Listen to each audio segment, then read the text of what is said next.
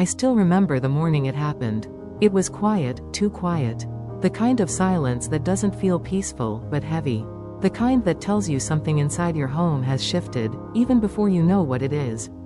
I was standing by the kitchen sink, rinsing the last of the teacups from breakfast. The sunlight touched the edge of the counter, the air smelled faintly of ginger, and for a moment, everything looked normal. But it wasn't, because that was the day my husband looked at me with eyes I didn't recognize.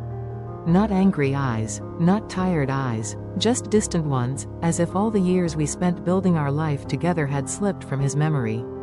It didn't happen in one dramatic moment. There was no shouting, no slamming of doors, no storm, just a soft, almost casual sentence he said while scrolling through his phone. "I never asked you to sacrifice anything for me." I froze. Those words felt like cold water running down my back. He wasn't joking. He wasn't frustrated. He wasn't even aware of what those words could do to a woman who had given up more than she ever said out loud. I stood there, towel in my hand, heart suddenly too heavy to hold steady. I wanted to remind him of the nights I stayed awake to help him study when we were young and broke. Of the job opportunities I let go of because his dreams took us to a different city. Of the way I worked double shifts so he could chase his idea of success.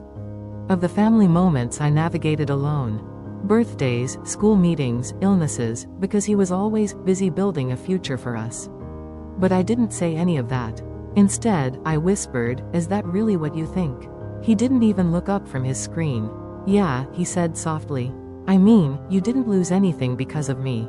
And that was the moment, the exact second, I felt a small piece of my heart fold in on itself. Because love doesn't break loudly. It breaks quietly, one forgotten memory at a time. One dismissed feeling. One overlooked sacrifice. I stood in the kitchen with the warm light touching my face, and I realized something painful. My husband, the man I built my world around, had lost sight of everything I carried for him. Not because he was cruel. Not because he meant to hurt me. But because somewhere along the journey, I stopped telling my story, and he stopped remembering it. And that was the beginning of the day everything changed between us. The day I understood what it meant to feel invisible in your own home. I guess to really understand what happened, I have to start from the beginning. Not from the moment my husband forgot my sacrifices, but from the years before that, the quiet years, the busy years, the ones people like to call ordinary, even though they hold the weight of an entire lifetime. My name is Anna. I'm a simple woman, not the kind who dreams big or wants the world. All I ever wanted was a peaceful home and someone to love who loved me back with the same quiet devotion I carried in my heart. When I married my husband, Michael, I thought I had found that. He wasn't perfect, no one is, but he was gentle in his own way, and I believed that was more than enough. In the early years of our marriage, life wasn't easy, but it felt like it was ours. We lived in a small apartment on the east side of town, the kind where you hear your neighbors through the walls and the elevator always smells like someone cooked onions. But we were happy. Or at least, I thought we were. Back then, Michael used to thank me for everything. If I made dinner, he'd say, "Anna, you're a lifesaver." If I folded his shirts, he'd smile like I'd done something grand. He used to hold my hand when we walked to the bus stop, even in the summer heat. Those little things, they made me believe we were building a life together. But somewhere between the years, between the bills and new jobs and long working hours, life shifted.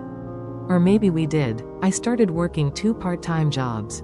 Not because I wanted to, but because Michael lost his job for a while, and I told myself, it's okay. It's my turn to support us for a bit. During that time, I learned how to stretch every dollar, how to make $20 last a whole week, how to smile even when I was exhausted and pretend everything was fine. Michael tried, I know he did, but something in him changed. He became quieter, more distant. He said he felt ashamed that I was working so much while he stayed home sending out applications. I kept telling him, hey, we're a team. We're in this together. But I could see the heaviness in his eyes. Eventually, he found a job, a good one, actually. Better than the one he had before. And I thought, great, things will go back to the way they were. But that didn't happen. The new job took more of him than I expected. Long hours, weekend calls, late-night meetings. His boss relied on him in ways that stole him away from our home. I understood, or I tried to. I told myself, he's doing all this for us. But slowly, without either of us noticing, the balance shifted. My sacrifices became invisible. I'd wake up early, make his breakfast, pack his lunch, and he'd grab the bag without looking at me. I'd clean the house after my shifts, do the groceries, manage the bills, and he'd walk right past the fresh laundry as if elves had done it. And still, I kept going. I kept quiet. Because loving someone means being patient, right? It means believing they'll notice eventually, but months turned into years. And the little thanks he used to give me just faded. It wasn't that Michael became cruel. He wasn't harsh or angry. He wasn't unkind. He was simply unaware. Blind to how much I held up behind the scenes. Blind to how many times I chose his comfort over my own. Blind to how tired I was from carrying more than my share. There were nights I sat in the kitchen, alone, staring at the clock, waiting for him to come home, and I'd tell myself, this is just a busy season. It'll pass. But the season became our life. And somewhere in the middle of those years, something broke in me, not loudly, but softly, like a thread snapping inside the heart. Still, I stayed. Because that's what a wife does. That's what I believed. Then came the year everything changed. The hardest year of our marriage, the year that would lead to the moment when I finally realized just how deeply I had been forgotten. But before that moment came, before the argument, before the tears, before the day my husband said words I never thought he'd say, there were signs. Small signs, quiet signs, the kind you notice only in hindsight. Like the weekend he left for a work trip and didn't even tell me until the night before. Or the time he forgot my birthday but remembered his coworker's retirement party. Or the evening he said, "Why are you always tired? You don't even do that much," not realizing how much those words cut through me. But the truth? I let it happen. I allowed myself to fade into the background because I believed it was my duty to hold the family together no matter what. Maybe I stayed silent too long. Maybe I should have spoken up. Maybe I should have cried instead of hiding my feelings behind a smile. But at that time, I thought love meant enduring quietly. I thought sacrifices didn't need to be seen as long as they helped us move forward. I didn't know then that silence can make even the strongest love unravel. I didn't know then that unspoken pain grows like vines around the heart. And I didn't know then that one day my husband would look at me, the woman who had given up so much, and forget it all in a single moment. This is the story of how it happened. How the man I loved forgot everything I did for him. And how I learned that even the strongest heart can break quietly. As the years went by, the little cracks in our marriage started to show. They didn't happen overnight. They never do. They came slowly, quietly, almost politely, like soft knocks on a door I didn't want to open. It began with small moments. Moments that should have been ordinary, but somehow felt heavier than they should. Like the evenings when I cooked dinner after working all day, and my husband would walk past the table and say, almost carelessly, "I'm not hungry. I'll eat later." But later never came. The food got cold, and so did something inside me. Or the times he stayed late at work and forgot to call. I would sit on the couch, staring at the clock, telling myself, he's just busy. He works hard. He'll remember next time. But next time looked exactly the same. I wasn't angry yet, just tired, quietly tired. Then came the days when he stopped noticing the things I did. I would clean the whole house, cook his favorite meals, wash and fold his clothes, manage the bills, handle the errands. And he would walk in distracted, barely glancing at anything around him. Once, after a long exhausting day, he said, "What did you even do today?" And I stood there, speechless, staring at a home that looked peaceful because of me. I opened my mouth to answer, but nothing came out. I realized then how invisible I felt. Another shift happened when he started talking about his stress, his work, his deadlines, but he never asked about mine. He never asked how I was doing. He never noticed when my shoulders slumped or when my eyes were tired from crying alone. I became a quiet listener to his storms, while mine stayed inside me, ignored. And I kept telling myself, every marriage has phases. He still loves you. He doesn't mean to hurt you. But somewhere deep inside, a soft voice whispered, "Why do you feel so alone next to someone you love?" Then there were the anniversaries he forgot. Birthdays he remembered at the last minute. Special moments that felt like afterthoughts to him. I always pretended it was fine. I'd smile, say, "It's okay," and hide the disappointment behind my teeth. I didn't want to be the wife who complained. I wanted to be the wife who supported. The wife who understood. But sometimes, understanding too much becomes its own kind of pain. The real conflict began when he started spending more time outside the home than inside it. He went out with coworkers. He stayed late for meetings. He came home tired, distracted, carrying the heavy smell of someone who didn't remember the warmth waiting for him.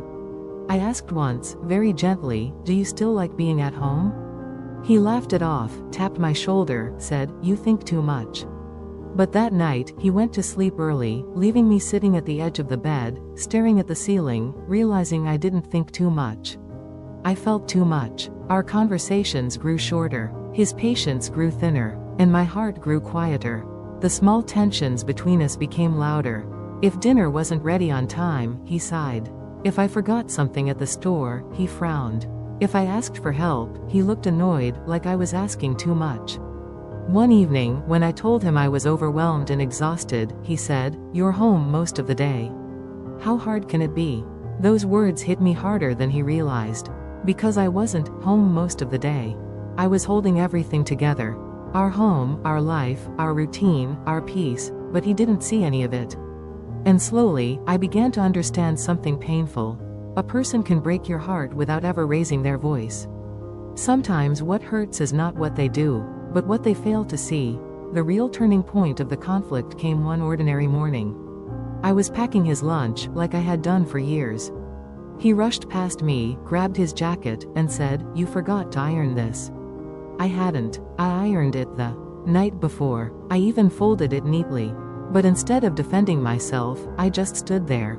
My hands felt heavy. My throat felt tight. And for the first time, I felt something inside me fall apart quietly. A piece of me whispered, "Why does he only see what isn't done?" Never what as I watched him leave without saying thank you, without a smile, without even looking back. That was the morning I realized the conflict wasn't between us and someone else.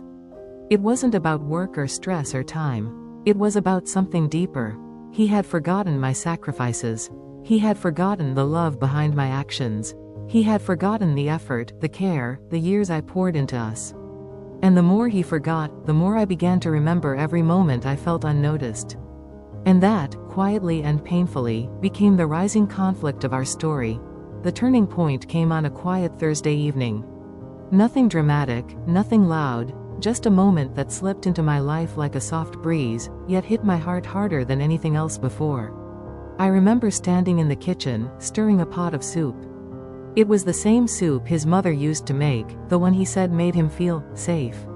I had learned the recipe only because he once mentioned it reminded him of home. The house was calm. The lights were soft. I could hear the ticking of the wall clock, steady and slow. He walked in, talking loudly on his phone. At first, I didn't pay attention. But then I heard the words that froze me in place. He said, "Yeah man, my wife doesn't really do much. She just stays home. I handle almost everything." I felt something slip inside me. A quiet break. Small, but deep. He didn't know I was standing there. He thought I was upstairs. And maybe that made his words even more honest. He continued, laughing a little, "She used to try, but honestly, I don't even remember the last time she actually helped with something important." The spoon in my hand stopped moving. I didn't breathe. I didn't blink. I just stood there, listening to the man I had given my whole life to, talk about me like I was a burden. Like I was invisible. Like I had never loved him, never worked for us, never sacrificed anything. A memory flashed in my mind, me, holding our sleeping baby at 3 a.m. He was exhausted from work, so I told him, "Go sleep, I'll take care of him tonight." And I stayed awake until the sun rose. Another memory. Me sitting by his hospital bed when he injured his back, feeding him soup with a spoon because he couldn't lift his arms without pain. I stayed the night on the cold chair beside him. Another memory. Selling my necklace, my mother's necklace, to help him pay his business loan because he was too ashamed to ask anyone else. But to him now, I did nothing. When he hung up the phone and finally noticed me, he smiled casually. "Hey, dinner ready?" I don't know what hurt more, the words he had said, or the fact that he didn't even realize what he had done. I looked at him, really looked at him, and something inside me changed. Not anger, not bitterness, just a quiet realization. He had forgotten, truly forgotten, not just the things I did, but who I was, and what I meant to this home. And in that moment, I understood something painful. Sometimes the deepest wounds come not from fights or betrayal, but from the slow fading of appreciation, the soft erosion of gratitude, the quiet disappearance of being seen. That night, as we sat at the dinner table in silence, I knew nothing would ever be the same. The turning point had already happened, and there was no way to go back to who we were before. I wish I could tell you that everything changed overnight. It didn't. Some days were quiet, some days were heavy, and some days I wondered if we were simply too broken to find our way back. But slowly, softly, things began to shift. The silence after the storm. The morning after our argument, the whole house felt different. It wasn't angry, it was hollow. My husband didn't come down for breakfast. The kettle clicked, the toast popped, and the chairs sat untouched. I sat at the table alone, fingers wrapped around a warm mug that I didn't even drink from. I kept replaying his words in my mind, "You never do anything for me anymore." It echoed like a bruise that refused to fade. I didn't cry, I didn't shout, I just sat there in a quiet ache I didn't know how to describe. It wasn't the sentence itself. It was everything that came before it, that had led to that moment. How had we drifted so far apart that he no longer saw me? 2 small steps backward, small steps forward. For the next few days, we barely spoke. He moved carefully around the house, like he was afraid I'd break. And in a way, I already had. Then, on the 4th morning, I found something on the kitchen counter. A sticky note, just a tiny square of yellow paper. 3 words scribbled on it, "I'm so sorry." I stared at it for a long time. Part of me felt relief. Part of me felt sadness. Most of me felt exhausted. Because apologies are simple, but healing is not. When he walked into the kitchen, he didn't say anything at first. He just stood there, his eyes soft, like he wasn't sure if he had permission to speak. Finally, he whispered, "Can we talk?" I nodded. I didn't trust my voice yet, the conversation we should have had years ago. We sat on opposite ends of the couch. Not angry, not distant, just fragile. He started slowly. "I didn't mean what I said that night," he told me. "I was stressed. I was tired. I was stupid." I listened, but I didn't interrupt. "I know you've done so much for me," he continued. "More than I ever said thank you for." That sentence alone pressed on my heart like a warm hand. He swallowed hard, then said something that shocked me. "I took you for granted." I didn't even see it happening. My breath caught. I didn't expect him to admit that. I looked at him and answered softly. It wasn't the words that hurt, it was feeling invisible. His eyes lowered. "I know," he whispered. "And I hate myself for making you feel that way." For the first time in a long time, I felt him really look at me, not as the wife who checked boxes and kept routines, but as the person he chose years ago, the person who had walked with him through every chapter. He reached for my hand. "I don't want us to live like strangers anymore. I want to fix this, relearning each other." So we tried, not with grand gestures, not with dramatic promises, with small things. He started helping in the kitchen again. He offered to run errands with me instead of assuming I'd do them alone. He asked how my day was, and listened to the answer. We relearned each other's routines, each other's quiet signals, each other's needs. One night, he cooked dinner for the first time in years. It burned. The kitchen smoked. We both laughed until our eyes watered. It was imperfect, but it was real, and that felt more healing than anything else. The moment I saw him trying. The biggest change came one afternoon when I walked into the living room and found him holding something I hadn't seen him touch in a long time, our old wedding album. He flipped through it slowly, his fingers tracing the edges of the pictures. He didn't see me standing there at first. When he finally looked up, his voice was soft. "You were glowing that day," he said. "I can't believe I let life make me forget that." Something inside me cracked, gently this time, not painfully. Not everything was fixed, but something was shifting, something was healing, when he finally understood. One evening, we sat on the back porch while the sun dipped behind the trees. The air was warm, and everything was quiet except for a few birds settling in. "I've been thinking a lot," he said. "About what?" I asked. "About all the years you carried this family," he replied. "About how many times you put yourself last. About how much I didn't see." His voice broke a little. "I didn't forget because you weren't doing enough," he said. "I forgot because I stopped paying attention." I closed my eyes as a tear slipped down my cheek, not sadness this time, but release. Because that was what I needed. Not flowers, not gifts, not promises, just acknowledgement, recognition, understanding, awareness, the real kind, the kind that changes things. 7. Rebuilding is quiet work. We rebuilt slowly. We talked more. We listened more. We paused before reacting. He asked me how I felt before assuming. I learned to speak my needs instead of burying them. We weren't perfect, but we were present. And sometimes, presence is stronger than perfection. 8. When love softens again. One night, he placed a small box on the table. I frowned, confused. "It's not jewelry," he said with a soft laugh. "I know you don't need that." Inside the box was something much more meaningful, a small journal. On the first page, he had written, "These are the things I appreciate about you." The rest of the pages were filled with short, handwritten lines. Some were simple. "You always remember everyone's birthdays." "You notice when I'm tired before I even say anything." Some were deeper. "You held this family together when I was falling apart." "You love in ways I didn't understand until now." I pressed the journal to my chest. It wasn't about the words, it was about knowing he finally saw me again. And I saw him trying, not out of guilt, but out of love, the day I realized we had grown. One afternoon, while I was folding laundry, he came up behind me and wrapped his arms around my waist. "I don't ever want to lose what we're rebuilding," he murmured. I leaned back into him. "You won't," I whispered. "Because love isn't about never hurting each other. It's about choosing to heal together." And that was what we were doing, one small, gentle step at a time, a new kind of partnership. We learned something important through all of this. Love is not just staying.